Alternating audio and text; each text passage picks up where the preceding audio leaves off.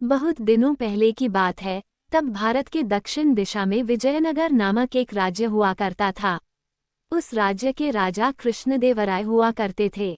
वहीं उनके दरबार में तेनाली रामा नामक एक मंत्री भी था। विजयनगर में उन दिनों चोरी की कई घटनाएं हो चुकी हैं। राजा कृष्णदेवराय चोरों से चिंतित थे। तेनाली रामा समेत दरबार में हर कोई चिंतित नजर आया। उस शाम जब वो तेनाली रामा दरबार से अपने घर वापस आया तो उसने देखा कि उसके बगीचे में कुएं के पास बड़े आम के पेड़ के पीछे दो आकृतियां छिपी हुई हैं। अब उसे ये भली भांति मालूम पड़ गया था कि ये कोई और नहीं बल्कि वही चोर हैं। उसने उन चोरों को सही सबक सिखाने के बारे में सोचा। वो घर पहुंचकर अपने पत्नी के साथ जोर जोर से बातें करने लगा, जिससे कि वो चोर लोग उनकी बातों को सुन सके।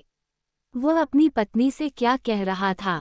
हमारे गहने घर पर रखना सुरक्षित नहीं है। कृपया हमारे लोहे के ट्रंक को अपने गहनों से भर दें और वो लोग उन्हें सुरक्षित रखने के लिए कुएं में गिरा देंगे। ये बातें सुनकर लुटेरों ने एक बेवकूफ की योजना के विचार पर चुटकी ली। उन्हें लगा कि यह तेनाली रामा कितना ही ज्यादा मूर्ख व्यक्ति है। वहीं तेनाली रामा ने अपनी पत्नी को फुसफुसाया कि चोर बगीचे में छिपे हुए हैं। वहीं साथ में वह ट्रंक को पत्थरों और बर्तनों से भरने के लिए कहता है। एक बार ट्रंक भर जाने के बाद तेनाली राम और उनकी पत्नी ने ट्रंक को खींचकर कुएं में गिरा दिया। ये यहाँ सुरक्षित रहेगा, उसने अपनी पत्नी को जोर से कहा। दोनों चोर घर में लोगों के सोने का इंतजार कर रहे थे। उनके पास एक योजना थी। प्रत्येक लुटेरा बारी बारी से कुएं से पानी निकालने लगा।